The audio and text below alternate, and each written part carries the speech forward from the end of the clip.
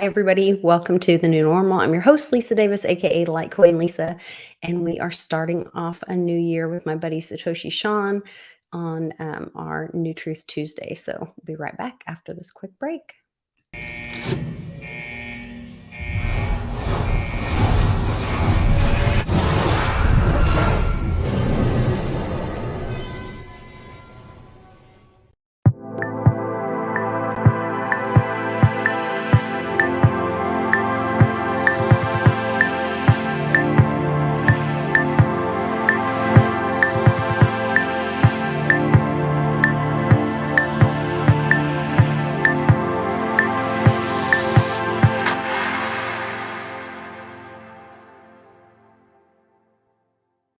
Happy New Year, Sean. Good to see you. I got to see you for New Year's Eve a little bit. That was fun. That was Then fun. I got inundated by scammers after that. Oh, really? Oh yeah, one guy was calling me like for hours. Just kept ringing. Calling you? Yeah, because when I want to give away money and give away crypto to help people and do nice and give back to a the lot community. of giveaways. Literally, each person I gave away to, there was like 5 or 6 of them. Accounts created right away. Everyone hit me up on Telegram, and a couple people actually were just calling. And one guy just kept letting it ring, and people were like, "Hey man, I'm the real guy." I'm like, "Okay, you might be the real guy, but it's New Year's Eve, man. I'll have to sort this out tomorrow." It's like you're messing up my New Year's Eve. I'm not going to spend hours figuring out who's a scammer, who's not a scammer. I'll do it. So my whole New Year's Day was just spent going through figuring out who was a scammer, who wasn't a scammer. One guy sent me a copy of his passport, and that was a scammer. But he had the same first name. Passport of someone. Yeah, but he had this. Okay, so this guy sent me a passport. I was like, "Hey man, I'm gonna send you that money. Obviously, he went way beyond. Don't worry about it." So then I told the other guy, "Hey man, this guy sent me a copy of his passport." He goes, "Oh, it's a fake passport." I said, "It's not a fake passport." I said, "Dude, he's holding the passport, man." And then I looked closer, and he had a different last name. So just some dude who happened to have the first name Jaron, not a very common name, Jaron, but he had a different last name. But I just looked, it's from it was an English passport. He was born in Iran, and it's his birthplace, Iran, from England. But his first name was Jaron. So I was like, "Hey, that's the guy." And then I looked, and I actually had to go and find the comments, and then go to the guy's page, and I was like, "Yeah, you're right, man. The guy just had the same first name. That's a new one." So what's a way around that? And you go to the actual video that you picked a comment from. Okay. And then you find the comment, and then you just click on that guy's profile or his YouTube page, and then they can put their address in the YouTube page in their about section. Okay. Or you can have you just they can edit that comment to prove that they're the right guy, and then or they could put their address there in that comment. Comment, right? But another thing that they do is like they'll say it's a video from a week ago, and they put a comment, "Hey, you're super cool," and then the winning person puts a comment, it's like, "Hey, I love your content." So that person changes their picture, changes their name, and then goes to their original comment, edits it to what the other guy said. So now there's 2 identical comments on the same video from the same day, from the same time period. So you'd have to really look closely at the handle. Then you wouldn't know which one it was. Well, then YouTube tells you if one's been edited. So then you've got to go through to find if it was edited, and then find the original comments. All that just so you can give away money to people. Yeah. It's, wow. It's lovely. Well, I know. How many giveaways did you do on this? This was, I know Miss Teen Crypto was giving away, or she had her dollar. Yeah, I gave away her NFT. I gave away 2 masternodes. You gave away a masternode. 2 masternodes. 2 masternodes. Okay. 2 masternodes, 2 bunches, I think 25 love tokens for staking. I gave away $100 worth of BNB, $100 worth of Divi. Yeah, it was like one thing after the other. It was a lot, yeah. There was a lot. It was. Clint broke a glass. Clint was throwing things. Yeah. It was fun. It was a lot of fun. So if you guys aren't already following Satoshi Sean, go check out. I've got a link in the description of this video. Obviously, you can see Lisa's not following me. The subscribe button. That is because that's the browser. Different account. I just don't. Yeah, that is the browser of my old. Oh, I know. I just mess with you anytime you show my channel. Me to click this button because it's my old one that got canceled. I'll take 80 subscribers. You'll have some bad juju on that browser. Ah, not you. No. Hey, Clint's here. Hey, Westwood. And so is Chris. And C Maz is Chris. Yeah. We grew up same area when I was a little kid. Very cool. Very cool. Yeah, good stuff. Yeah, so I sent you a couple of links because there has been some very strange thing, and one of the links did get deleted. So I can't remember what that story was about, but there's some crypto stuff that I wanted to chat with you about. I don't know if you want to do the crypto stuff first or the news stuff first. I think the news stuff is pretty interesting from what I've seen this year. It seems like everything is changing. Like CNN is talking about, honest, real things. When it comes to, the vid, it's very weird. 2022 seems, how I am. I call myself a realist. You'd probably call me a Debbie Downer, but I think I would never call you Debbie. So. There's going to be a Danny Downer. I don't know. I forget what's a Daryl Downer, but I think 2020 is going to be pretty good. I really do. I think things are going to kind of change, at least for a while. It'll be interesting. We had a friend over, my accountant and best friend, and it's really interesting.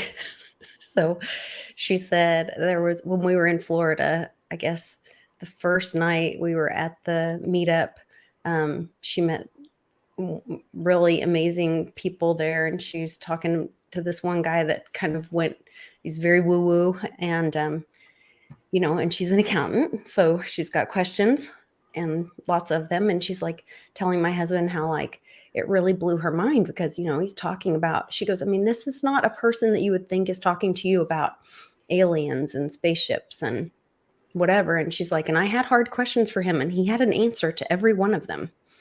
And he's like very respectful, intelligent, gentleman. And she's like, I talked to him for a long time. And then she goes, I thought we were going to, go to these meetups and I thought we were going to just talk about the Fed and cryptocurrency and, patriotism. And then sometimes it's a little too much with these people.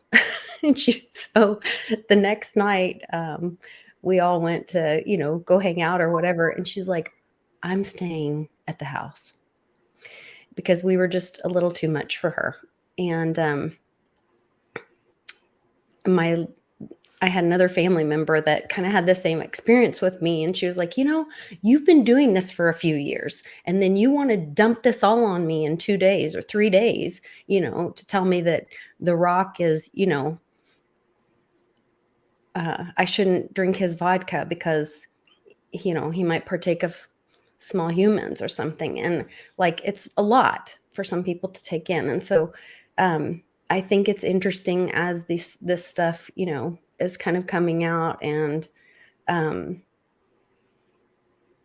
people are it'll be interesting to see how what people take in, how many times. There's a thing in marketing that says that people have to see like a brand in a comfortable surrounding like 3 times before they even recognize that they saw like a new name of a store. Let's say like a new restaurant comes in your area, and they'll start putting signs in because you have to drive past it at least 3 times before you even recognize that it's there. Mm-hmm. That's just human nature. And so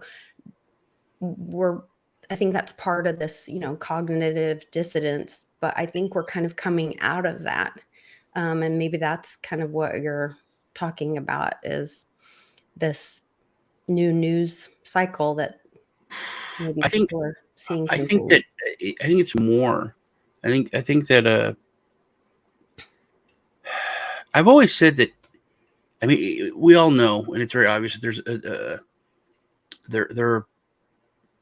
there are people or institutions in the world that would like to control everyone. Would like uh, to dominate, everyone.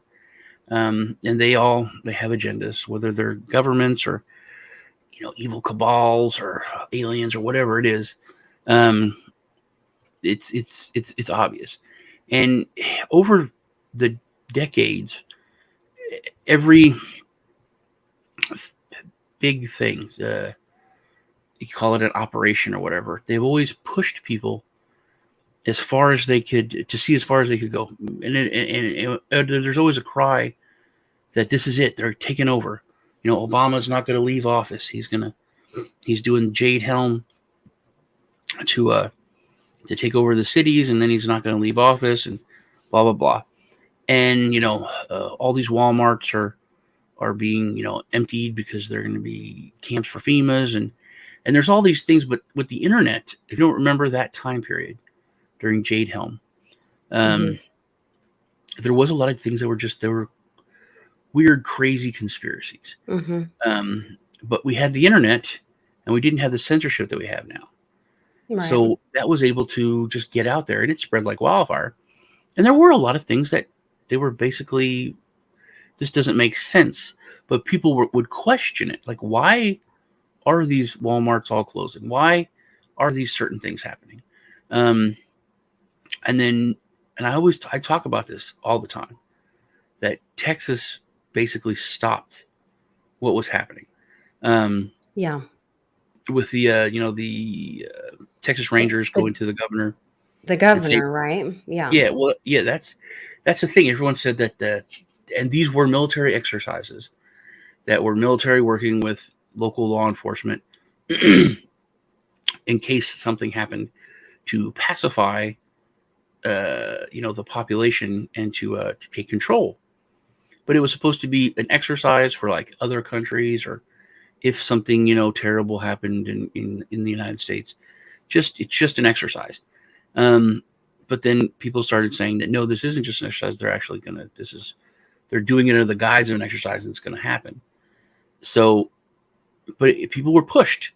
People were pushed until, I mean, the military was working with law enforcement. So when they worked with the Rangers saw stuff that was wrong.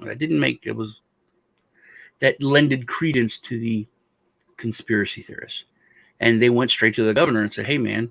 They didn't call him man because he was governor. They said, "Hey, governor, the military has all these train cars full of Hmm. shackles, which thousands of shackles." And this is when uh, uh, Jesse Ventura found all those coffins that FEMA had bought, and all that. So all this is coming out. They're like, That was also when they were putting dots on people's mailboxes.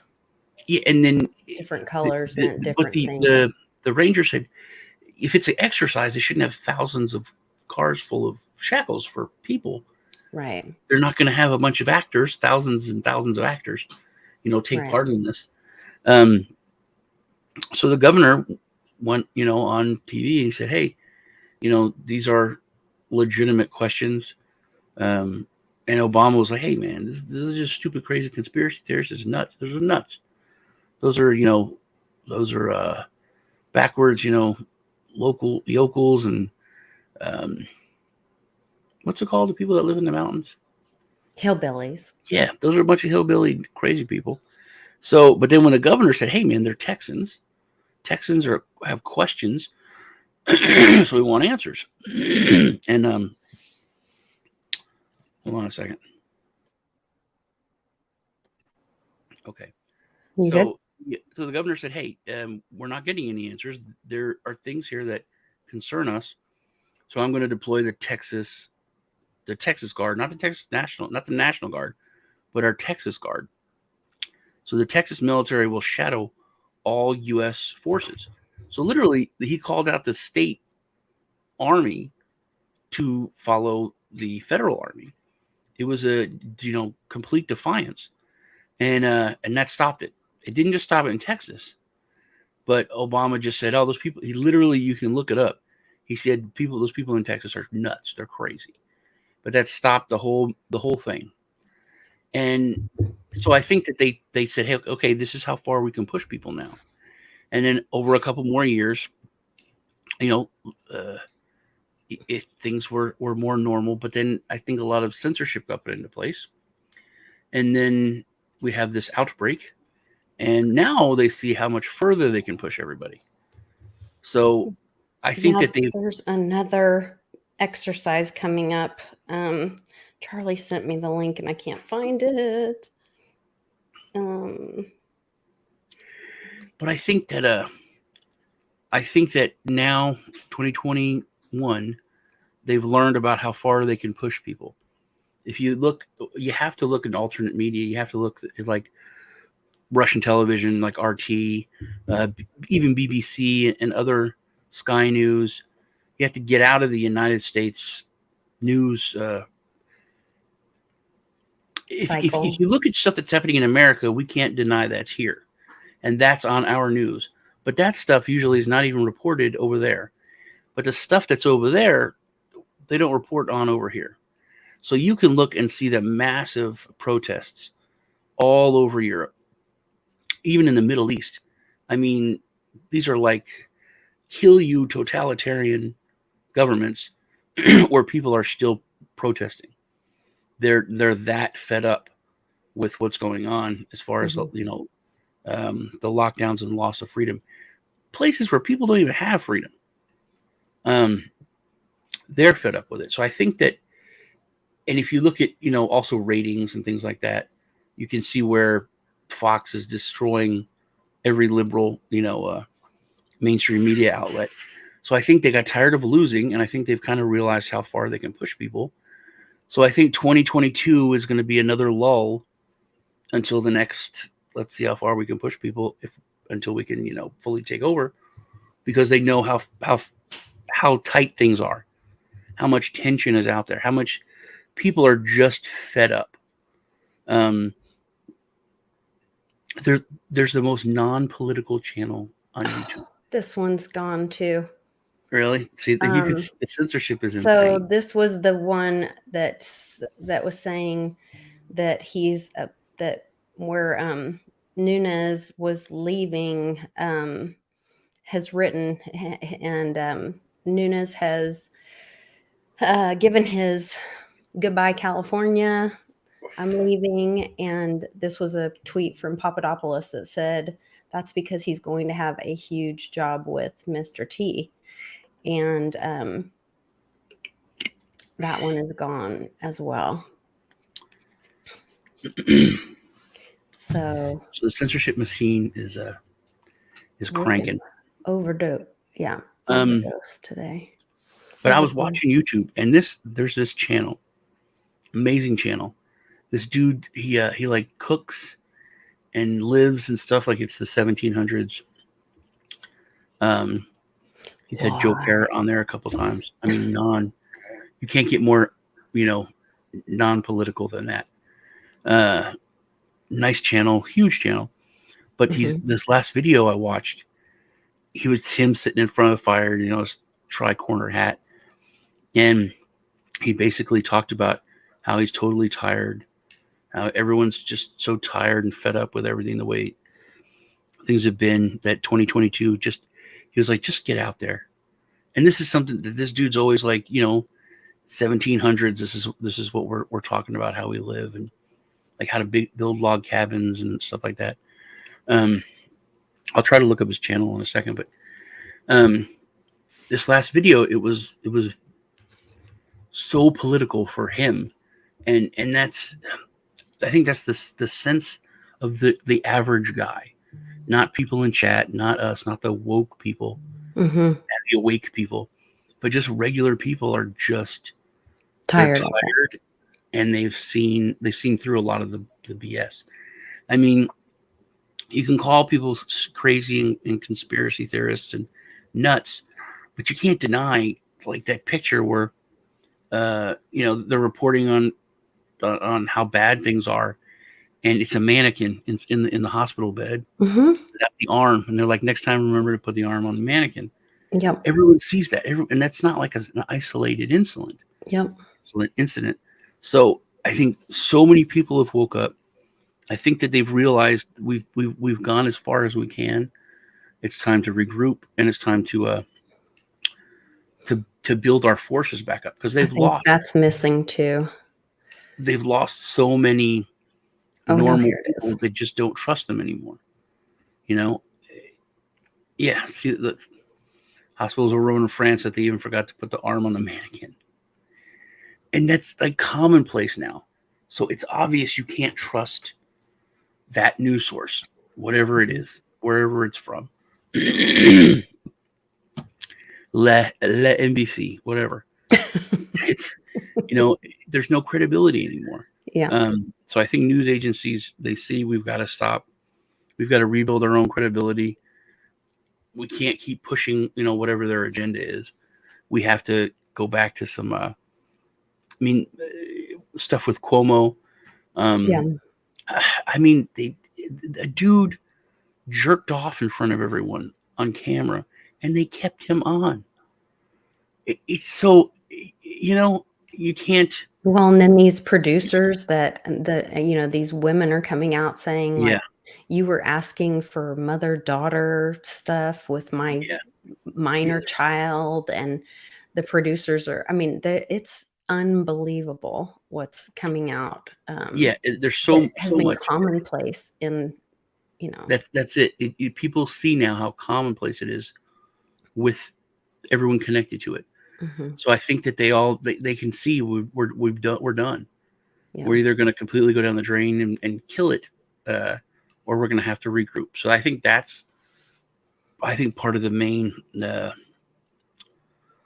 and that's reason. where, when we're coming into this next, uh,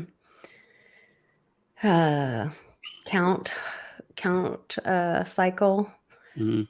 um, year of, giving your opinion. I don't even know. I know we have to be careful of our words. Um, Yeah, who's showing up? Who's lining up for that? I I don't think, and that's what, when my friend came over, um, and I think that's that thing, like, opt out. Don't give them your power. And I don't see it even being so much of an issue as just people stop paying attention. Like, you just mhm. stop going to that movie. You stop turning on that channel. You stop listening to that person. You stop being afraid of. I was watching Rice today, and I think it might have been I think he said it was a rewind, but he interviewed the gentleman who wrote The Creature from Jekyll Island, and amazing book. And maybe you stop giving that monster under your bed the attention. You stop Yeah, being afraid of it. And it's just that it's not there anymore. and that's, I wanted to talk to you especially about that, because that I've been saying, and I still do feel this way, that we've never got to this point in history where it Mhm. didn't end in fire and blood. And like I always say, everyone says, those who don't learn from history are doomed to repeat it, and then everybody repeats history. And in history, we've never got to this point where it didn't end in blood and fire. Mhm. But this time we have crypto. We never had crypto before. So And that's this time it's a different war. It's an information war. It's never which been an which information war. when I watched the video of this dude did this non-crypto channel, this just like chill channel that I like to watch. Mhm. From what he said, I'm just done. And I Mhm. was like, what if people are just done? Mhm. One thing that I always thought was crazy when I was a kid and I learned about it was during I think it was World War I, the soldiers, not the governments, the soldiers just stopped fighting on Christmas Mhm. Eve. Yeah. They just stopped. They just said, we're done. And the world war stopped for hours. Yeah, you're giving me chills. That So had nothing to do with governments, that had nothing to do with the elite. The people just said, nah. And in that's what Uncle Cliff's data, and I can't remember, Mom will know probably which report it is, um, people are just outside on their driveways and stuff, like having block parties is what it reminded me of. Like they just say, like, we're done. And we didn't know what was going on at the time because these are really old reports. But the people are outside and they're just like barbecuing on their front porch Mhm. or their driveways or whatever. And they're talking with their neighbors and they're like just done with something. Like, That's a huge point. and it's like, um, and I do not remember which um report that is. Mom's got like all these really old reports from Uncle Cliff, but I remember that specifically. And then when all this hit with the great infection, um I kept thinking, "Oh, that'll be 4th of July. That'll be this, that'll be that." But I almost wonder if we're not there yet. But I think when you're talking about this with the news and people, CNN not getting even 1 million views in a week or whatever, even Mhm. though the narrative is changing even The on fact that there. YouTube has removed the thumbs down button. Right, There's so much. But right. There's so much. you made a point that I think no one has really talked about, and this is one of the biggest backfires of everything, is community has started up again. Mhm. People are talking to their neighbors because they're forced to. They're forced to be in their front yards. Hey, what are you doing? Hey, what are you doing? Oh, they're are you um, did you get tested? Yeah, well, we're clear. Oh, good. Let's hang out Mhm. as much as we can. I'm forced to talk to you now, Well, whereas I and looking wasn't for for options too. decades. I mean, with what's going on in the schools, there's a lot of Yeah, parents that your are kids are talking to other forced to play with parents. each other now Yeah. because they Hey, can't pick what's and going choose. on? Yeah. Yeah, What options are you doing for school? You know, and I think with the shortages that we're going to see, I think families and communities will be looking together. Hey, you guys want to go in together and buy a cow? And, I think we're going to be yeah, looking at that. Community that's a will come real back thing. together Yeah, out of that's a real thing. necessity, as well. But like a couple years ago, like 2 years ago, maybe I was talking. I was doing something, and I said something about going and asking the neighbor, and my kids were like, "Are you insane? You want us to go knock on the guy's door?" And I was going to ask him something, but I was like, if I needed a cup of sugar, you go borrow it from the neighbor. And he was like, Dad, you need to go to an asylum. That is what? Well, remember, it used to be something exciting to have It was people come visit. it was common. And It was then like they hadn't now even it's take. like you crawl commando on the floor. You're like, "What? Who's that psychopath at the door? And why Yeah, didn't they text like first or call?" yeah. They don't even You like. know? Do you know there's a whole movement in like cities? It's like on the sides of buses and stuff that you can't text 911. You have to call because people don't even call. People are that They text frightened of calling 911? people. They won't call 911. They'll text it. It's that bad. But yeah, it's like people are so there is no more neighbors. Mhm. Everything is so us versus them. Your neighbors aren't neighbors. But Wow. this has forced people to actually get to know your neighbors because they're just sitting in their backyard. And then there's a family sitting like 25 feet away. It's like, oh, hey, how you doing? This sucks, doesn't it? It does suck. So it's actually created, a new sense of neighborhood, which was dead. It was completely dead. We saw it when the lockdowns first started, because people were getting stir crazy in the house. So they started walking in the neighborhood just to Yeah. get out of the house. But they were so afraid of it that they Hmm. would cross the street. If If like they you saw were it. coming towards them, they would go and cross the street to not, exchange air with you or whatever. And then some of the moms in our neighborhood, to keep the kids busy, created scavenger hunts. And like our house was, who supports Trump the most? Because we had like, all our MAGA flags and everything out. And they had little ducks, rubber duckies hidden on in your by your mailbox. And whoever, collected the most rubber duckies won or whatever. But we started having community, because of, which is probably counter what the bad guys wanted with It this. is. They shot themselves in the foot with that. Mhm, But it's so obvious. It's like Australia, where they're like, no, no, no, no, don't walk. You can't go walking. No, no, mhm. no, you can't adopt a dog. Kill all the dogs in Right. shelters. We don't Yes, want that people to was get dogs. We don't horrible. want anything where they can interact or have any kind of No church. no. And that was Mhm, so obvious. It's like you can go to the liquor store, but you can't go to church. mhm. Come on, man. You Oh, could, you could be the biggest statist in the world and be like, government is great. All praise government. Wait a minute. That is dumb. Liquor did you store, but not church. Come did you on. see what El Salvador's doing? This is so once again, El Salvador loves their people and their community. Their new ad campaign to help prevent deaths and hospitalizations, it says, you know, try these recommendations, work out, Hmm. maintain a healthy, balanced diet, hit your ideal weight, practice outdoor activities, get fresh air and sunlight, Yeah, and soak that's in your it's body, that's one of the vitamin things that D, people help people to wake up. drink I mean, water, when government tells you, oh, you've got to take this, cut and down on nothing stress. is about, hey, boost your immune system. Yes, Hey, practice eat yoga, zinc, eat the sleep, right foods. Nothing. It's obvious.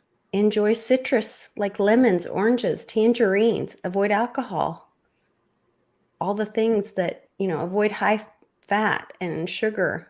And now more than ever, we must take care of each other. Like, this is a country that loves their people. I think that's significant. It is. It is. I think, like I said, I think that they push people because people have been very apathetic. Mantener un estilo de vida. Us too. I am too. Mhm. People 20 years ago, 30 years ago, like my parents, my grandparents were much, much more involved in everything, but they were less apathetic. Like when Netflix was doing that like you know the weak child porn thing where they had that show, Oh, yeah. and it was a huge deal. And 30 years ago, my parents, my grandparents, they would have just canceled their Netflix subscription Right. right away. Netflix done. But now we make every excuse, But and yeah, we're just as and, guilty. it was something I had to deal with. Yeah, I was like, man, a life without Netflix. I I mean, know. I'm going to tweet about it and I'm going to talk about it, and everyone does that, but And nobody just. hopefully they'll listen And because I really finally, I, don't I wanna was have. like, you know what? Okay, I took my credit card off. I'm like, I'm not going to renew my Netflix membership, but I still let it go for the rest of the month. And then they took that show off, so then I still have Netflix. So I don't know whether they watched people, not that we're not going to renew, but I should have just canceled my Netflix membership right away. I really should have. And people should still have that attitude. Like Nike, when Nike did whatever, when Gillette did the toxic male thing, everyone was pissed, and it was us versus them, and it was people fighting each other on the internet and going off on each other. Where instead should of have not. fighting Nike or Exactly. yeah. They should What have just said, do you know what the what is his name? Anderson Brown or Andrew Brown, the football player that walked off the game? Do you know why he quit mm-mm. yesterday?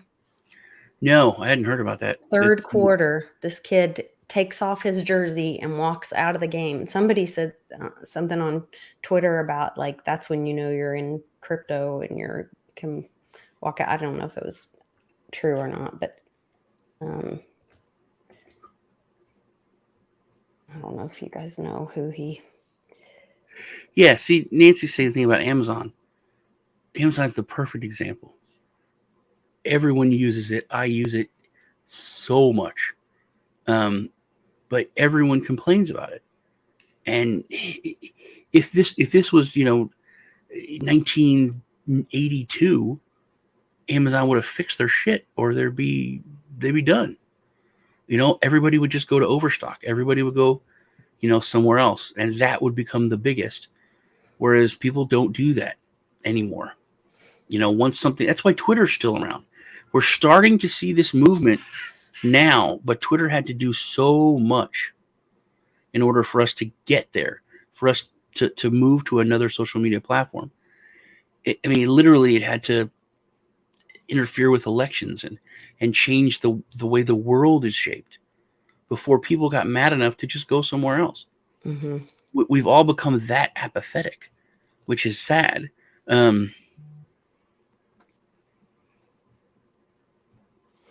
But when people have enough, Yeah, that's it, but it takes so much now.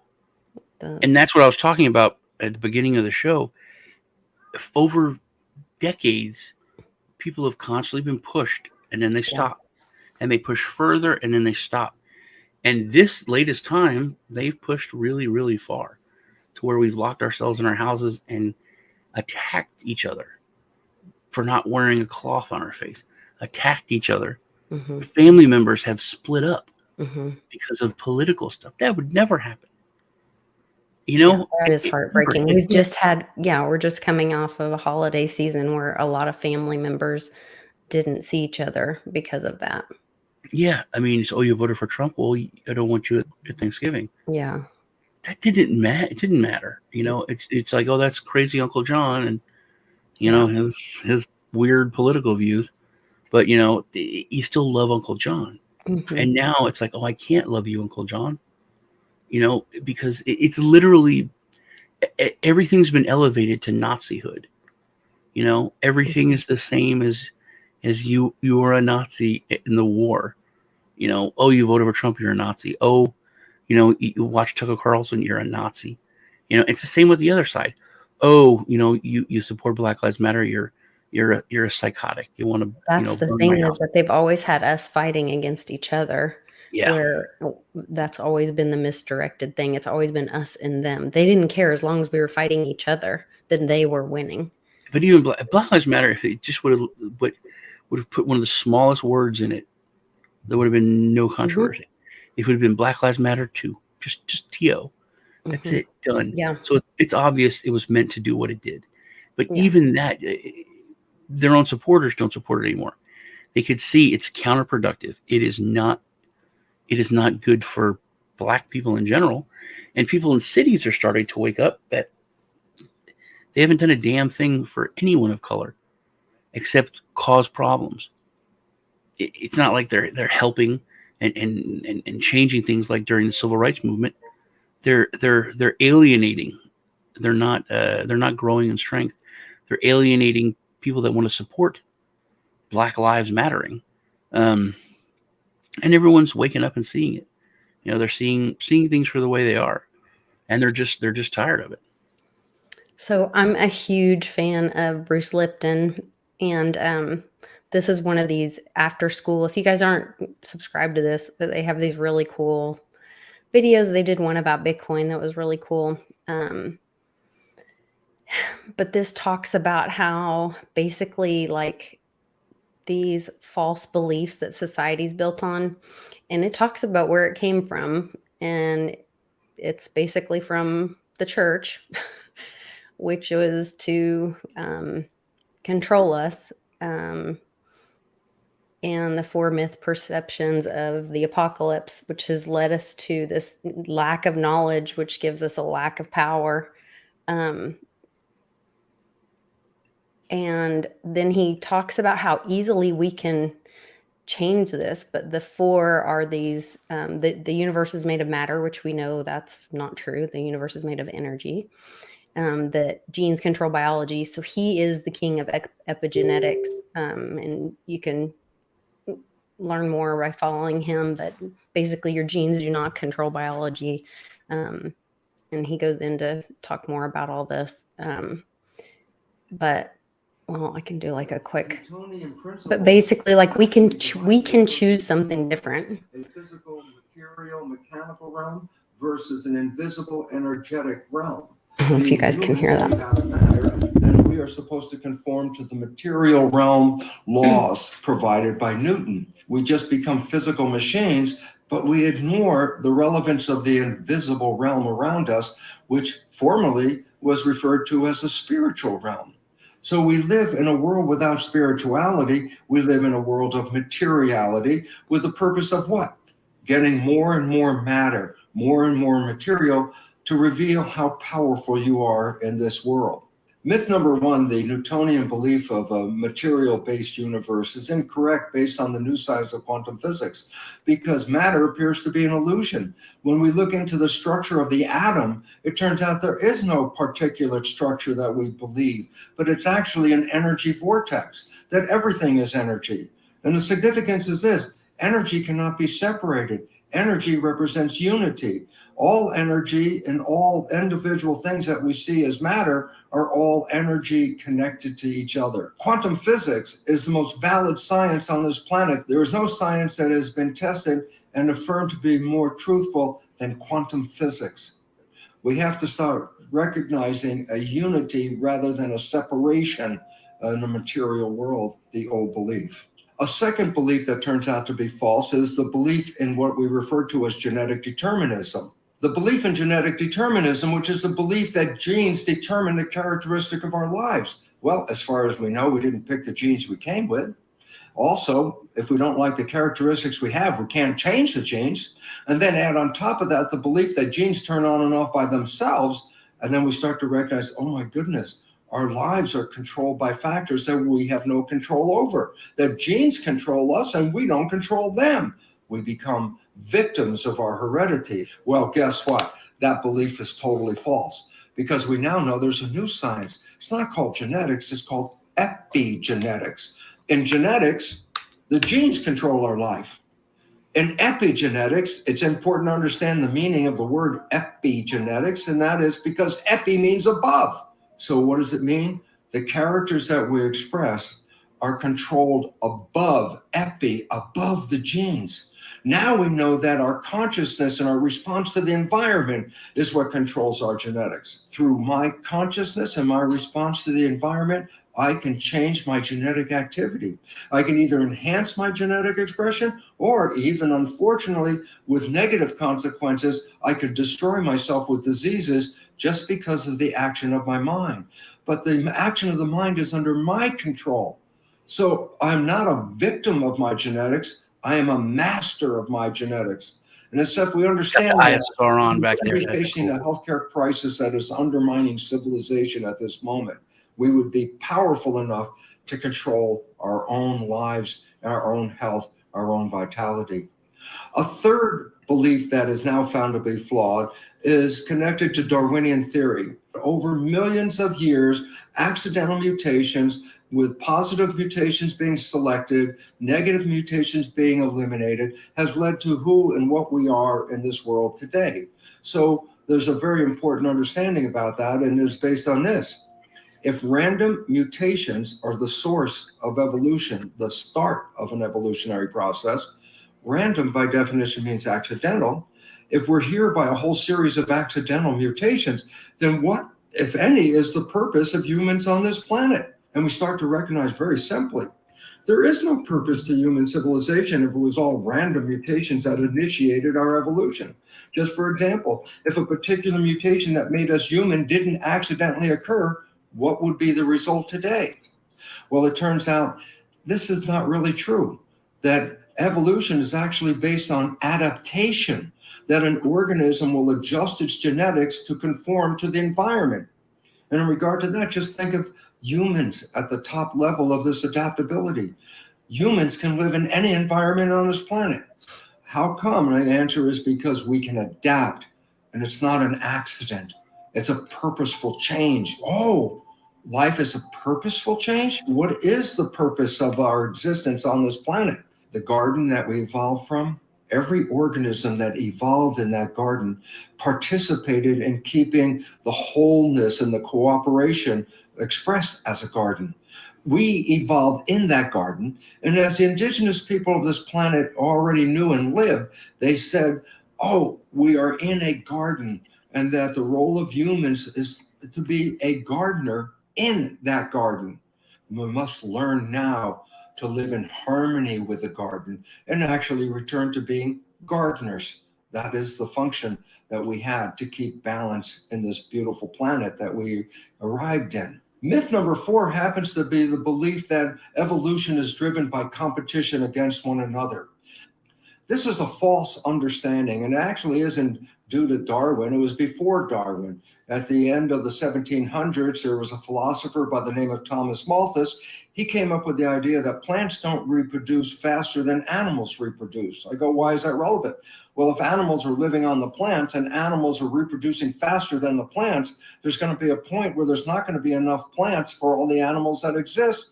The net result meaning a competition for survival. And that's where the whole idea in Darwinian theory comes from, that we are in a continuous struggle for survival with a competition for fitness, as if there won't be enough for all of us, and therefore we have to be the winner in that challenge. However, this is a completely misunderstanding of the truth, that we now recognize that evolution is not based on competition, it's based on cooperation. It turns out that animals and plants get into an equilibrium and they balance with each other.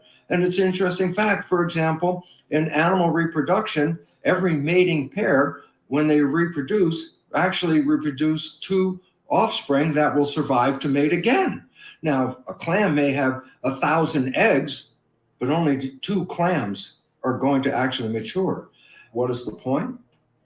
The illusion of competition is not a valid insight in the world of nature. Nature is built on cooperation. Nature is built on unity, that all organisms come together to live in harmony, hence a garden. And in fact, if you actually go back and understand the root of the word competition, competition meant to strive together, to work together to create a better end result, rather than a winner-loser mentality that we have bought into today. Competition means working together, and that's what we need to do now. These new alterations to the 4 myths change our beliefs. Yes, but then understand this. Lisa, I sent you that video in the private chat. So just culture. Yeah, I will. And so we are in a transition period right now. As we look at the world crumbling all around us, we have to own a very simple fact. We're not passive victims in this process. We are the people that are creating this devolution. Oh, you did And in the private therefore, chat. we are being called on by nature at this moment to say, you better change the way you're living on this planet, or you won't be here in the very near future. So the new beliefs that we're talking about, the new understandings of the former myth perceptions, the new ones, help us move from the hell on earth that we have just created to actually experiencing heaven on earth. And when you understand this, I like how he's bringing up mushrooms. You know, I've been really into mushrooms the past few weeks. and that is There you simply go. this. Our consciousness and our subconscious programs make life a struggle. And for most of us every day, our life is blah, blah, blah, working. I think this is what you were talking about. We can choose it. But then realize this. We can Yeah, opt out. he makes the point about the genetics thing. Fall in love. Within Yeah. 24 So much like with of falling in cancer love. The blah, and blah, blah these world other we like experience absolutely terminal changes diseases, the one of the world of biggest heaven factors on earth. is The just the honeymoon effect. person's attitude Heaven on earth was always and their belief. always here. Then how come You know, that changes so much. this world falling And apart? you know, every doctor says, oh, you know, part of it's up to them. You know, they have to fight, and it doesn't make any scientific sense, but it really it's one of the biggest factors. It is Um, powerful. I it's mean, like you know, people that are married for 50 years, they die within weeks of each other for no apparent reason. It's because they choose to on that level. right. You know, like their life is technically to them it's over because that other person is gone. Well, and that's what he's talking about, this, you know, the honeymoon effect, where you're changing your mindset of your living in that honeymoon environment. Nothing has changed. Your daily life, you know, you're still working at McDonald's, you're still having, but because you're in love, everything seems that much better. And on the transverse, when you're having a crappy day or you're in a fight with the person that you love or whatever, then everything's that much worse, and the traffic's that much worse, and you know, everything else is, you know, that much horrible. And when the news or whatever they're feeding us, the narrative that they are feeding us is telling us that, you know, that the world looks like this instead of like this, then we're buying into it. And that's where, you know, I think what you were saying is people just stop looking at that and say, I'm done with that. No, Yeah. that's not Yeah. my truth anymore. I'm tired of listening to that. I don't believe that. I don't believe you anymore. You've lied to me too many times. No, I'm turning that off. I'm opting out, and I'm going to go talk to my neighbor, and I'm Even going to go, you know. even some that I have talked about, the apathy. I think that's it's a weird thing where apathy works for us Mm, because people are like, it's too much work to be scared and to oh, have to keep work. You know, it's too much, man. I'm just gonna go. If I get it, I get mhm. it. You know, I'm done I'm with it. done. It's Yeah, too much work to worry. You I'm know, done I with think believing in that. that's a funny thing. But you know who I've been getting? We're talking about the mushrooms. I've been getting these nuggets of wisdom from a very odd source. Mike Tyson. He's I've been seeing things that he has said that, like, what did he say? He really said that. He was talking to this one guy, and they're talking about, you know, we're talking about not talking to family anymore and cutting people off, and it's this one guy's like, man, you get one chance, and I'm gonna cut you off. I was talking to some rapper, and he's like, that's ludicrous. That's wrong. You shouldn't do that. He was like, what? He goes, yeah. If you change yourself and you let their hatred and the things that they did, if you let that change you, then you let the devil win, because the devil changed you. So he's no longer your enemy. He's become your master. And I was like, what? What did Mike Tyson just say? He's like, if you give in to hate and you cut people off and you just, you know, you cut off those, if you cut off those connections and you change the way you are, then the devil's no longer your adversary. He became your master because he changed you and he That's controls. actually very biblical. I mean, it says in the Bible that, you know, if you follow the fruits of the Spirit, then that's how God speaks to you, through peace, love, joy, gentleness, goodness, kindness, long suffering. That's God's voice. And if you're not being led by that, if you're listening to fear, anger, jealousy, doubt, you know, then if that's not God, so you can call that whatever you want, but Mm-hmm. that is not of God. So then you're being led, if you're taking action because you're fearful, because you're jealous, because you're angry, then you're being directed or being led by not God. And you can call Yeah. that whatever that is in your life. He But was that's talking your about master then. mushrooms Yeah. and how mushrooms are like, we're all connected to that and everything, and how they're There's a like really transmitting cool culture. documentary on, I think it's Netflix, and it talks about how the fungi are all networked. The mycelial network underneath the ground. Yes. Yeah. Yeah, it's great. It's like the mushrooms are just kind little of like fruit. it relates to the collective consciousness, Mhm. or does a parallel of how we're all connected as a collective consciousness. Yeah, and the symbiotic relationship Very between like cool. roots into trees Mm-hmm. and mushrooms and what they give to the trees and what they get from trees. It's really it is very crazy. Very cool. Yeah. But yeah, Mike Tyson talking about that. Like it was in an interview with William Shatner, which I'm a nerd. So he's But that's interviewing when you William know, Shatner. like, he's been healed in some way, because he Yeah, went well, he from started fighting talking to about people's ears fighting. off. He started talking about fighting, and he was like, because William Shatner asked him, and he's like, I didn't like that Mike Tyson, and you could see he was scared. And then he's like, what do you mean? And he goes, well, before a fight, I would have to change into a different Mike Tyson. And he starts to tear up. And he said, I didn't like that guy. And he was like, you mean it was a different person? He goes, yeah, that person, he had to, he goes, oh, so you mean you had to be like a warrior?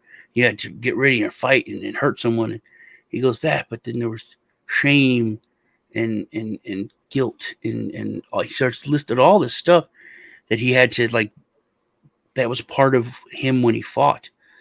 And it was like a different person. And it's almost like you could see that he was schizophrenic and that he was scared of that personality. It was really emotional. And he starts to like cry about it. It was, it's Well, there I have don't know, been weird. videos lately where a lot of the acting community and then the music industry are coming out and saying about how they like sold their souls and did these deals, and I mean, that that Beyonce has her Sasha Fierce alternate alter ego or That was whatever, creepy. and That was that they're creepy when like all that was out. And the yeah. picture of her, how it I was didn't see the a different picture, but person. yeah, that may Yeah. be what he's talking about, is that he, wanted to be successful, and he may have made a deal, and that's what he was letting those, demons come in his body and take over so that he could win the fight, and that's what he was experiencing. The whitest kids do a skit That on stuff that. is real. It's super old. You can look it up online, but this guy's like a comedian or actor, and then he gets brought in to this room. It's like, hey, we're the Illuminati. So you want to be a star? Okay, well, we have this contract. You got to do this, and drink blood and blah blah blah. He goes, okay, yeah, I'll figure. It's like he like signs it. It's like great. And like, you're taking this really well. He's like, well, everybody knows this is how this is what it takes. So got to put in your dues. Got to get this done. So it's like a big joke, but it's like funny, not funny, because that there's some truth to that. With everything that we're finding out in Hollywood that's coming out, if you just follow Rose McGowan, Yeah. I mean, she was part of it. She was abused by it. No one listened to her. Now she called out Oprah last week. Well, Eliza Blue is another person I follow on Twitter, that she tries to expose a lot of this. And that's what I was showing the video of Betty White.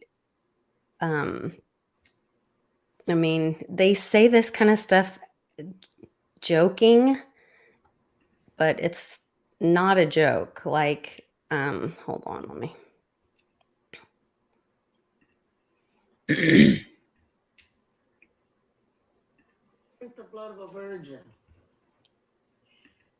Rest, and so youthful. I tell them I eat well, get plenty of rest, and every third Sunday I drink the blood of a virgin. And these days, they're getting harder and harder to find. How I stay so youthful. And so, and then I posted a thing the other day that I found that said that that she and Barbara Bush are actually like cousins or something, or somehow related, and that like she was responsible for managing Hollywood, and Barbara Bush was responsible for like managing the political scene. It is odd how old politicians and actors live to be. Hmm. You know, I mean, it's like 90 is like not that crazy. Look at Biden. She was 99. Yeah, but look at Biden. It's just like look at Soros. I mean, the dude looks like a walking zombie. Hmm. You know, the Rothschild. They live so long. It's very odd. That's very Very odd. But we should if you play that video I sent you the link for. You can just hear just in the first beginning parts of it, and you can tell the guy's trying to not in the private chat. Yeah, trying to not be political, trying to not do. But he's just like, man, I'm really tired of everything. And he tells people, just do something, even if it's wrong. Go do it. Just get out and basically stop living in fear.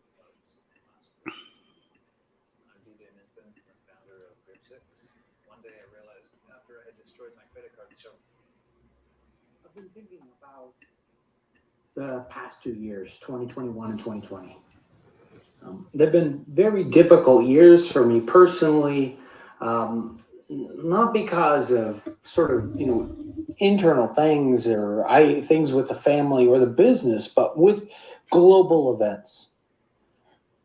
I don't know about you, but I've been waiting, sort of holding my breath for the last 2 years, waiting for something to happen, waiting for some, I don't know, outside force or sort of, global thing to happen, because it seems like we're on the cusp of something. There's just so much uncertainty.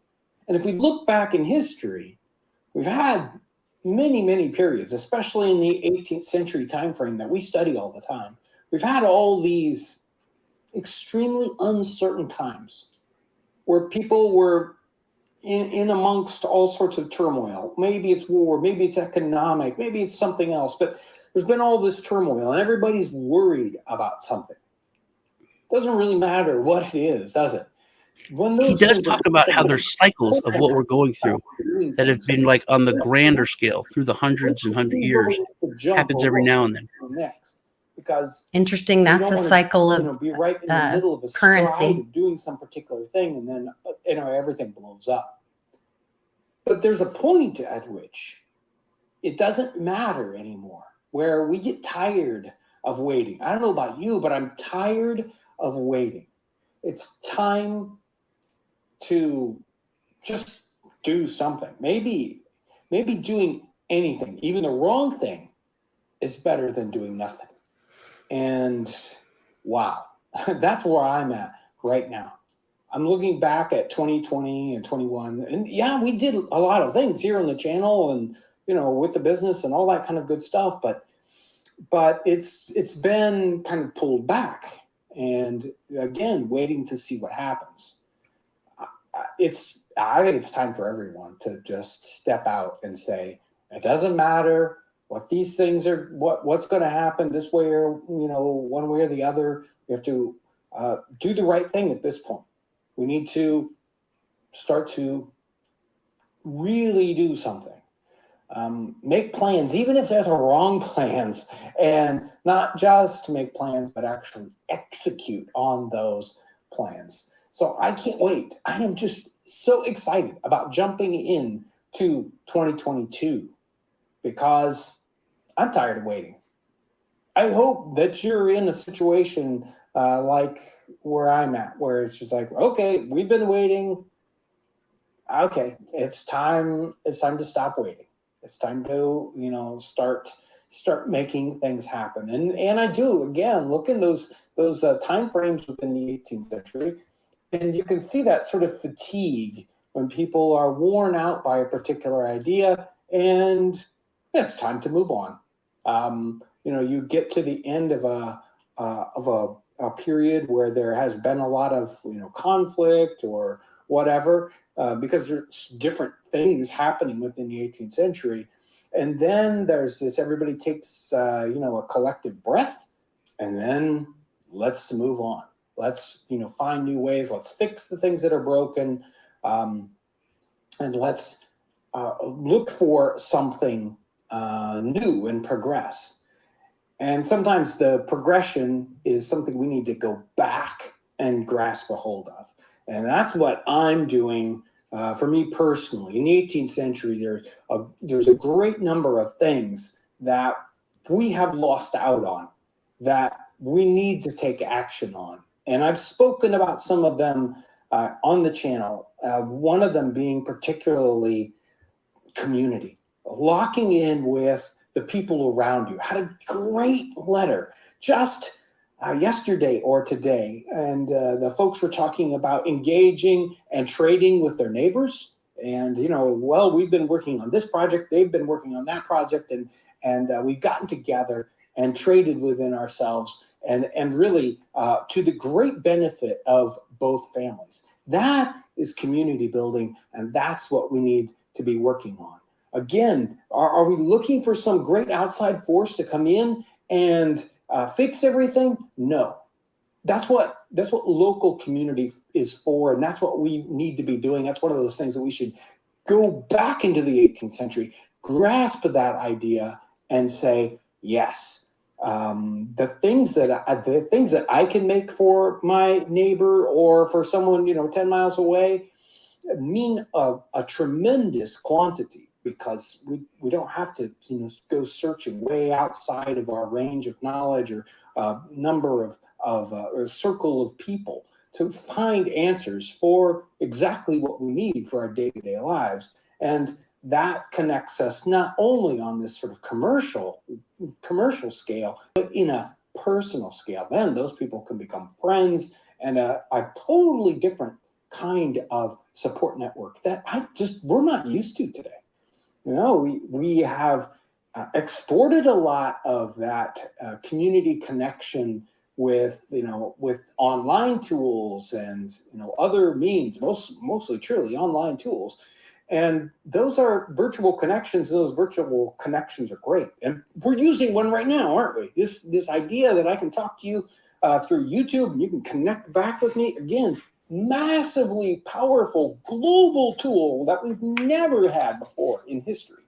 And yet, these personal tools, these this local connection is where strength can really be at. You don't need too many very, very close local connections to have all the support network that you really need.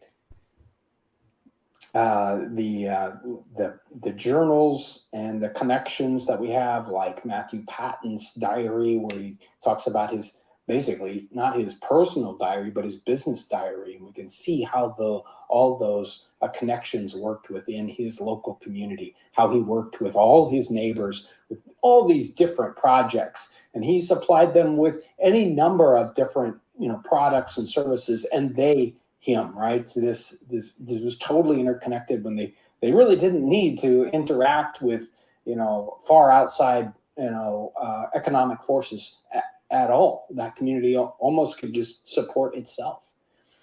We've lost those connections in so many different ways. I can't wait to get back to some of those and the skills it takes to have those personal connections. The skills it takes to make the things that I need and that my neighbor needs. That's what we'll be working on for the channel in this next year or two. More and more of those skills. Again, we do a lot of cooking here, and the cooking we do mostly uses the sort of materials that you would get You stop it now. It's just that's the point is this is the most unpolitical channel there is. This guy teaches how to make plum pudding, that kind of thing from like the 1700s. And it's about history and about, learning from history and that stuff. It's just interesting. But the fact that he put that out, I think that speaks volumes to just how everyone feels. I think You he's know? just saying, yeah, like, I'm done with this. I'm tired of Yeah. waiting for this to be over. I'm just going to go live my life. And that's something I never thought. Yeah. It never occurred to me that people would do that. To Mhm. just be like, it has to end in a fight. Because I was part of that concept of just, us versus them. Everyone's fighting. It's going to be a fight. It's a fight. But people just But be like, there's nah. no one. Yeah. I don't think Apathy, I it's. never thought apathy would win out. And people were just like, nah, it's too much. I'm Yeah. done. I'm I'm just tired. done with it. Yeah. Yeah. I think a big part of it was education and people like us, just pumping and pumping out information to where finally people got it begrudgingly, even if they don't believe it. They're like, well, that's obvious. You can see that's a mannequin with no arm on that story. Okay, you got Right. that. That's okay. So I think people are tired of fighting. Another soccer, player dead. Yeah, but I Another. think people Yeah. are tired of arguing, and people are so that us versus them mentality. Basically, I think people know they're wrong, but they don't want to admit they're wrong, so they'd rather just walk away from the argument than Mhm. admit that they're wrong, which is amazing and cool. Fine, it's that's fine. Either any way to get people to kind of wake up, Mhm. Yeah. and Yeah. that's what you're doing with meetups is really that ground floor community, building communities locally where you go, but in turn growing the big Litecoin Lisa and Clint and all that huge community, building both of them at the same time. Well, and that's where like my community is largely our online community. Like my magical internet friends are Mm. you and Westwood and Public and Tom and Nancy and Phil, and my mom's one of my best friends that lives 3.5 hours away from me, and I have friends locally. We have good friends in the neighborhood, and my little hippie cowboy friend that lives, in Norman, about an hour away. But my friend Amber that lives in town, but she also lives in Chicago half the time. But my magical internet friends are my true close friends just as much as the people across the street. So I think that it is, yes, there is the physical neighbor next to us, but I really think the reality is that we live in this digital world, just like our Metaverse. digital money. It's Yeah. not, my digital friends are not less than my physical friends. So Yeah, people always say, how much is that in real money when you talk about crypto? I'm like, yeah, I'm giving you the valuation in dollars. I was gonna say my Still, crypto, I would say, is more real than these dollars yeah, that they're and printing up tomorrow. That's the not real money to me. we get that. But Yeah. if you tell someone, I have, $100,000 worth of Bitcoin, they're like, well, how much is that in real money? I'm like, I just said dollars. So it's, Mm. I've already said that, but it's hard for them to even grasp it when you say that. But yeah, but I still think that building that local community is really, really important, and I think the meetups are super important that you're doing. Mm. So that is awesome that you're doing that, because when you leave, those people still met each other there. Yeah. They'll still talk to each other there. You can't go and explain something to someone's grandma the way like their new friend that they met at your meetup can come over or go to lunch with them and explain it to their grandma right there on her phone, and where she really gets it. So it's a very important thing you're doing. I think the meetups are really awesome. Thank you. We love it. We're going to be in, I can't be there on Friday because I have court for my ex-husband, who's a deadbeat, on the 14th. But I'll be there the evening of the 14th and the 15th and 16th at Bitcoin Ben's meetup in Dallas. So Cool. I'll be there for that. And Westwood hopefully is coming down to join me. So we'll be there for that. And And then Bick sent me the meetup calendar for his roadshow all of February. He's gonna, like, every Wednesday and every Saturday he's somewhere. So I've got to get with Westwood and figure out which one or how many of those that we can attend. They're all in California and Phoenix and Vegas, so that's quite a haul for us. But Further for me. we'll at least get to one of those. I got to figure out which one. I might call Jenny and find out which one she's going to as well. Make it a girls' trip. And then I have to come see you too. Yeah, sometime. Yeah. Hopefully I'll be able to make some of the meetups soon. Yeah, that would be fun. Yeah. The Dallas one's not too terribly far for you. No, it's not far at all. It's probably 3 hours. 3 hours. Yeah, about 3.5 hours for me. So it's about the same for me. Yeah, so we're right in the middle. You know, I was going to go to Oklahoma for something. I forget what it is. I think my niece lives in Oklahoma, but I'm not sure. Oh, Oklahoma yeah? or Arkansas. It's one of those. Oh, well, Nana's in Arkansas. One of the Texas hats. I'm not sure. And I'm in Oklahoma, so. She's a full-on millennial Kool-Aid drinking. Oh. Uncle Sean's crazy. Oh, she's probably in Norman then. There's like a libtard school down there. Really? OU. Mm-hmm. Yeah, well, she went to the University of Arkansas. She was going to Concordia here in Texas, in Austin, and then she went to the University of Arkansas for a boy, which was not smart. Bad choice. And then she met her current fiance, who's a nice guy. Oh. He likes me. He doesn't like anyone else in her family. That worked out then. Maybe he'll win her over. He's a good guy, but everyone doesn't like him because he doesn't think that they're thinks they're lazy. And he tells them, and they think he's a snob because he's not lazy. But he doesn't think they have enough ambition. That's the word. It's like, I just don't think you have enough ambition. And they're I'm like, sure that goes over well at the family meeting. No. It's like, your family's not very ambitious. I was like, Things no. to not say at the family reunion. They're not ambitious. But I tell him, I was like, you're not ambitious, and he's not a snob. It was like, he wouldn't let us buy this. No, they were going to buy my nephew Justin for Christmas this like $9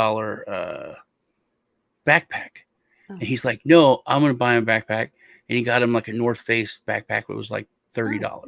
Yeah, nice. Or $50. And they're like, see, he's a snob. I was like, no, he told you this is going to break in like 3 months, 2 months. Buy a quality and it's going to last all year. Yeah. And they're like, yeah, but that's just the way it is. I said, no, it is. You can't argue with them. It's smarter to spend $30 on something that's going to last versus buying 3 during the year. And they're like, no, because if you buy 3 during the year, they have different ones. And I was like, yeah, that's true. I think it's a whole mentality. That's what so that if you're in a poverty mindset, there's a great book that might really help him called The Framework of Understanding Poverty by Ruby Payne. And it's one that I read, and I would always recommend it to my volunteers when we were doing inner city ministry. And it's not that one culture is more or better or less than another, because like the super wealthy, and this is what, when we were doing foster care as well, it's another great book for people to read if you're engaging in foster care, because if you want to look at it as like you're superior because you're middle class and you're engaging with poverty culture, and so you think, well, because I could give that child a better home in your mind, better, because you can give them a North Face backpack versus a $3 backpack. Well, then be very careful with that, because the elite can come take your child away then, because they could send your child to Harvard and you can't afford to do that. I was thinking about you in that today. Was it today or yesterday? I don't know. But my buddy, his fiance works for CPS. Mhm. And I remember when I first met her, and we're like, and then it's like, oh, what do you do? It's like, oh, I'm a supervisor with CPS, and immediately everyone's like, oh, that's interesting, because they're like cops. They've got, Well, they're not, and they get a bad rap, well, that's the and thing. they They've have been a like police over huge the past couple of turnover. years. Yeah, And that's the thing. But like cops, they've done a lot of shady shit. You well, know what I some mean? They is have done. misused. In some cases, it is misused, and some Yeah. people, and that's where like transparency needs to be. Where there's children involved, there needs to be transparency, but at the same time, there's, there is a time and a place for confidentiality because, I mean, if a child has an STD because her father's been raping her, Mhm. that's, you really And don't want that's that the child important thing shamed that for they that. need to focus on. Whereas sometimes they'll bother someone. They took a friend of mine. She had a roach clip, which was like a feather thing. It was like a decoration, Hmm. but she cussed at the CPS worker who was there, and that CPS worker took her kid away, and she had to do like P tests for a month and all this to prove that she didn't do any drugs, just because she had and it wasn't Well, and illegal. that's where so in Oklahoma, we have what's called an ombudsman, which is an advocate for the other side, where you can file and say, like, I'm being harassed, and like there needs to be, The you watcher to know, watch the watchers. yeah, it is a dicey Yeah. situation. The other thing is just in the um um not only our schools, but in the children or child, um I'm sorry, my brain's not working. I'm switching from like crypto and talking to adoption, foster care, child welfare situation. That has the largest budget and the most confidentiality. And those two things are very dangerous together. Like the fact that there's so much confidentiality and so much money. Hold on. Old puking dog said that Sean needs to grow up. Not all cops are bad. You're so trained in your us versus them mentality that you think that's what I said. I didn't say No, anything that's even not what near you that. said at all. I didn't say anything near that. But No, I think that's what you heard, and that's you got to work on that, buddy. Um, but no, but there's, you have to own cops have done some shady, terrible shit, and yeah, there needs to be some reform. But abuse of power is, abuse of yeah, power, and that's something that I a think the CPS dangerous workers, thing. they're working with some of the most vulnerable people, Hmm. the poorest, the most uneducated, and it's easy to exert power over them. So I Hmm. think that I think supervisors are very, very important when it comes to that. Yeah. Because my friend's fiance is this sweet, nice lady. I've had friends that are CPS workers, um, and if you look at like the terrible things that happen to kids, the kids that die, Hmm. it makes me even more angry when I think about the ones that are bothering people or being used as weapons by other family Right. members or other people in Right. order to just harass someone Right. when these terrible atrocities are not being addressed and these kids aren't being helped because they're out doing these other things. Right. That's Because just children are only supposed to be removed because of safety. That's the only time that CPS is supposed to be involved. It's not about, you know, beliefs or, mm, mm, it is. I think it's much easier in Texas than it is in Oklahoma mm, because I've had no. There's horror stories of people that like missed a doctor's appointment or something and they take their kids for medical stuff. Super easy. Um, well, they threatened me with Mia. That was yeah, that's part of our, I they remember. didn't know who I was or how connected I was in foster care world, and I, like, came across the bed at the lady, but they came in and said, I said, because in the heart world, I raised 2 heart babies, and I was always involved with decisions about medical, surgeries and medical care and what the plan was and everything. They were always asking me about, what I thought, and do you think we can delay, should we up or down medication, and what I thought about how my children were doing, because I'm the mom and I know them best. And in the cancer world, that is not how they play. In the cancer world, Well, that's changing. I've watched stuff about education, and have you seen the new movement where it's like parents are dumb? You need your children to be educated by professionals. That's why you send them to school, for professionals.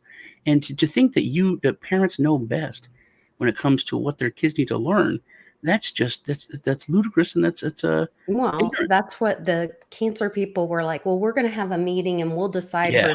her treatment plan. And I was like, well, the hell you will. I was like, well, then I need to be in that meeting. And they were like, well, you can't be in the meeting. It's confidential. And I was like, you're talking about my child. They were like, well, we talk about other children. And I said, okay, well, then I'll be in there while you talk about my child, and then I'll leave and you can talk about other people's children. But you're not going to make a decision. I said, and then you can come in and you can ask me, and I will make a decision about what my child's care will be. And she's like, well, if we have to, we can get the authorities involved. And I was like, across the bed at her. Mhm. And I said, and if you do, you'll have Mary Fallon walking me and my child out of this damn hospital, and the attorney's right behind me. And I was like, oh my God, I thought, oh, it was not good. And that you hit the kind of the nail on the head. The thing that bothers me is that if you have money, which is like that's just America. Well, and I was educated about my rights. If you have education, if you're educated, you have money, then the system usually works for you. Yeah, but when you're not, parents are in shock and don't know their rights. Yeah. And they just go, okay. And it's like this, when they put that testing center in my child's elementary school, and young moms, they picked an elementary school for a reason. They waited 5 days before school started. The guy that I talked to at the administration building, he even said that he kept it from his wife, who works at the school, so that no one would know it was happening, so nobody would have time to think about it and dispute it. They waited till 5 days before school was going to open, and then they spring it on everyone that they're going to have a walk-in, open to the public, COVID testing center, strep, flu, and COVID. That. And they spring it on these young moms who don't know any better, that they can fight or say no or whatever. And then he literally told me, I said, did you not ask the parents? He said, we don't have to. It's an administrative decision. We don't have to ask you. And I'm just like, once again, they know who to, they wait and they don't ask, and they spring it on people that they don't think that, run over people's rights. And I'm like, okay, and then how do you get your job? Because I'm going to make sure the next time you get elected or hired or whatever, that you're challenged on that. Old Pukey Dog said, then quantify the cops that you're referring to when you blurt out statements that it paints all of them as bad. And I made this point to you and shocked you. I don't know if you remember this. I said, I don't support cops. I don't support the cops. And I think that anyone that just says blatantly, I support police, that's a cult, and you're in a cult. You can't believe all women. No, you don't believe all anybody. You don't support anything blanket wise. I support law enforcement.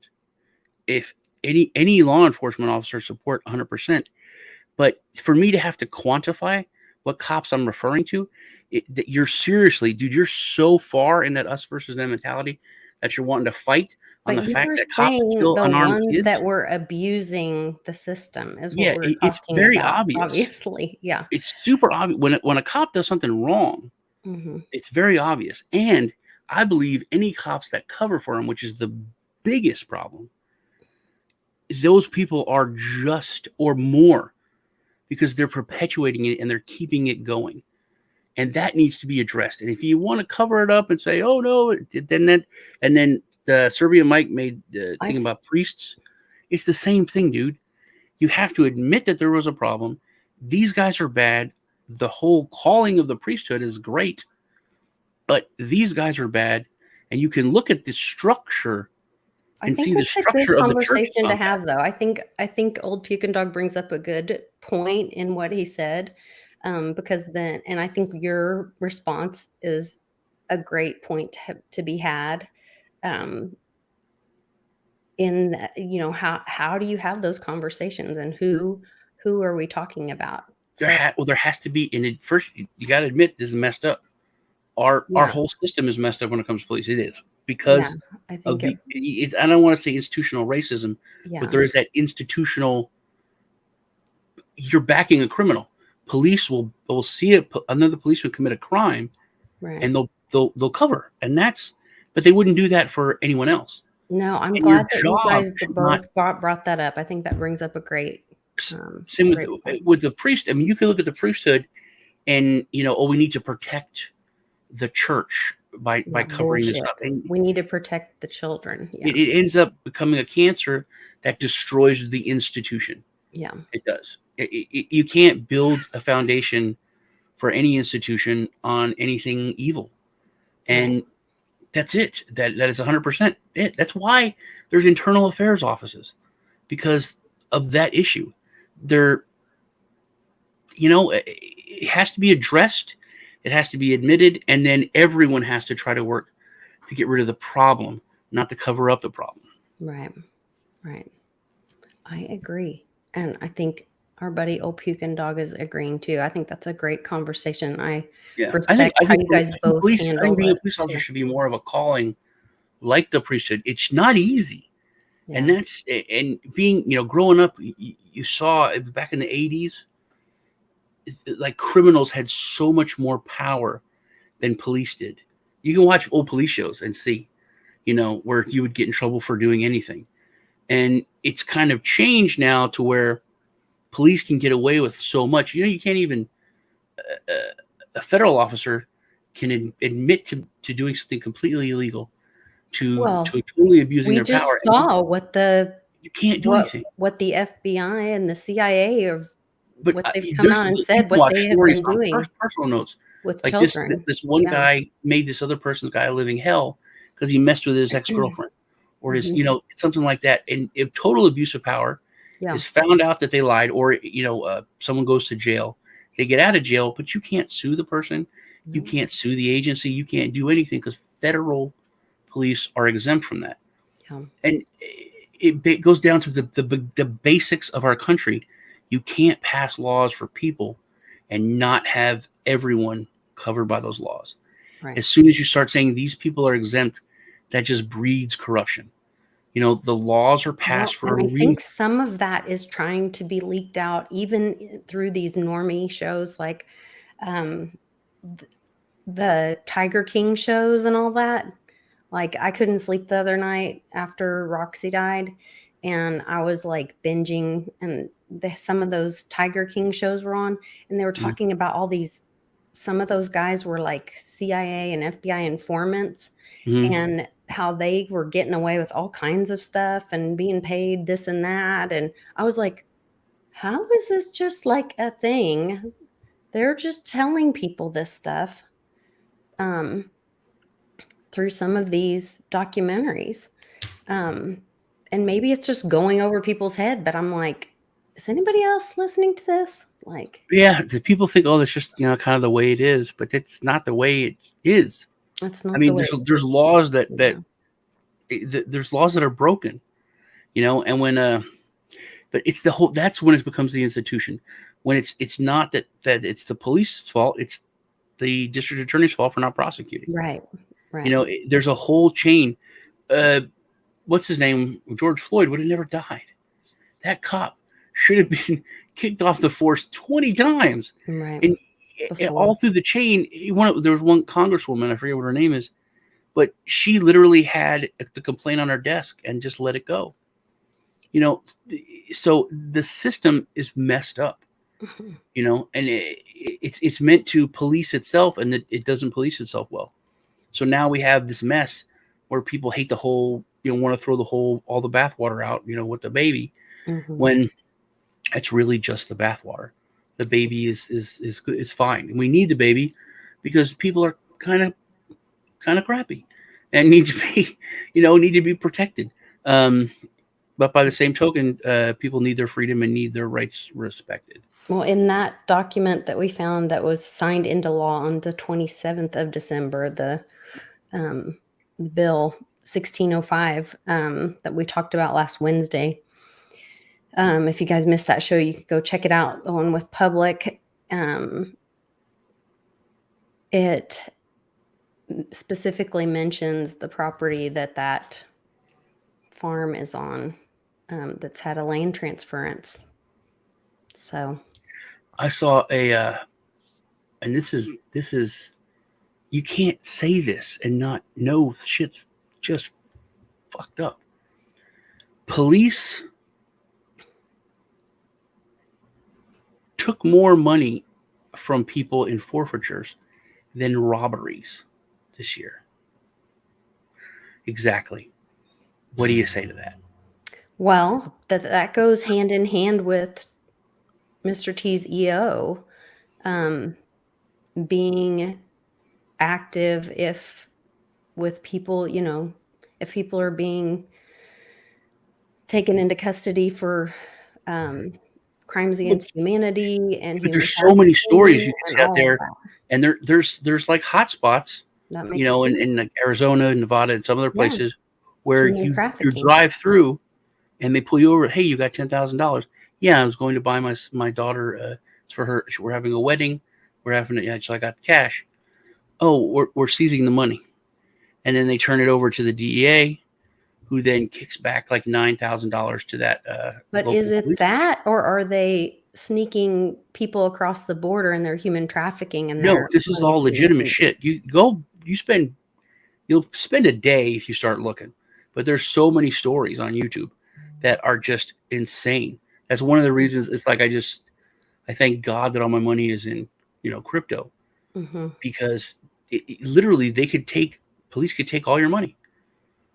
That sounds like something that happens like in Mexico. They took my money once when I was 16. I had just got my paycheck and got some other money for my birthday. I had $1,200, and the police were like, "What do you have? $1,200? You're a 16-year-old kid." I was like, "Yeah, I work on post, and it's my birthday." And they're like, "Hey, man, we need to go work on post. Jeez, we're in the wrong business." They took my money, and they took all these silver coins that I bought.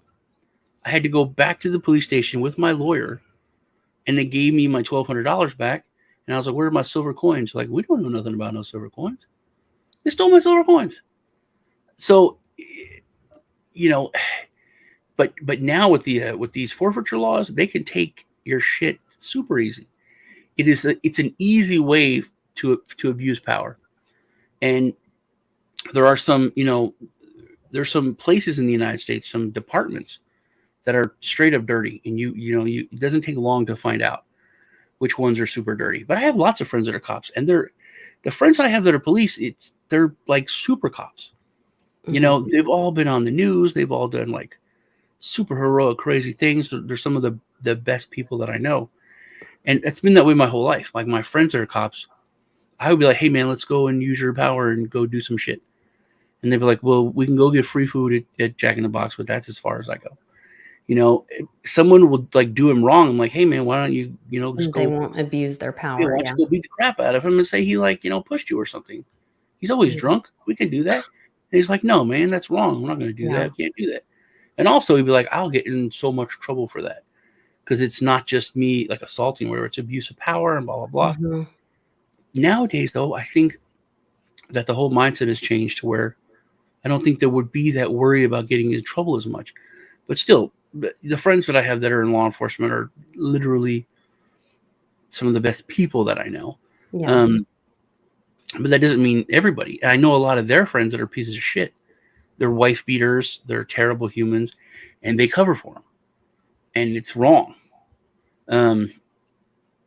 So, like I said, it is a conversation that needs to be had, and but it needs to be policed from the inside. Yeah, it has to be. That's it.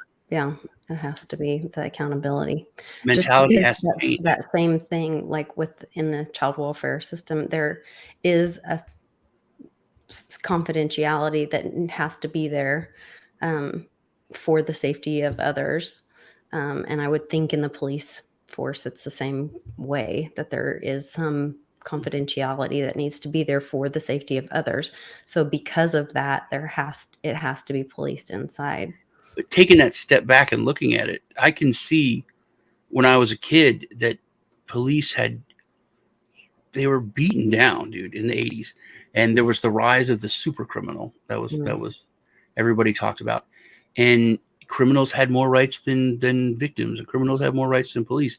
And it's all true. And I think that us versus them mentality back then, which may have been part of the grand, super brilliant scheme, I was going to say that I'm sure was it did create that tiny community of police that were like, screw them. We're the thin blue line. We're doing it. We won't let anything happen to you. And if the rules don't just count for them, then they don't count for us. Yeah. that breeds corruption. You know what I mean? And then if it's still us versus them, what was it in Blade Runner? That line, if you're not police, you're little people. And I think it's kind of become that way. And now there's a backlash by the little people. So it really goes, like you said, to show that transparency is the way to go. Yeah. Then you see the politicians, setting up things where the police work hard to go try to make the community safe, do the work, turn in the bad guys, and then they let them walk with no bail. And they're right back out on the street, and then, endangering more people. Then what are the police supposed to do at that point? So yeah, it's definitely a broken system, but I don't think we can get apathetic about that. And that just makes us all have to take even more personal responsibility at protecting our families and protecting our community. So, and having the backs for our police officers. So, but I've got to bail. We've got to get going. Too. I'm going to order dinner since it's so late. Yeah, we're going to eat. And then out. Happy New Year. Happy New Year to everybody. My future son-in-law is going to start doing a show with me. We're going to work on a generational wealth thing. So he's coming into crypto. He's super excited. And I'm going to do a crypto journey interview with him tonight. And then we're going to see where it goes from there. So as he's learning stuff, we're going to share it and do a video tonight. So that'll be our first one. So you guys join us for that. Awesome. Yep. And I love him. Sheree and Mike said he misses civil adult conversations very much.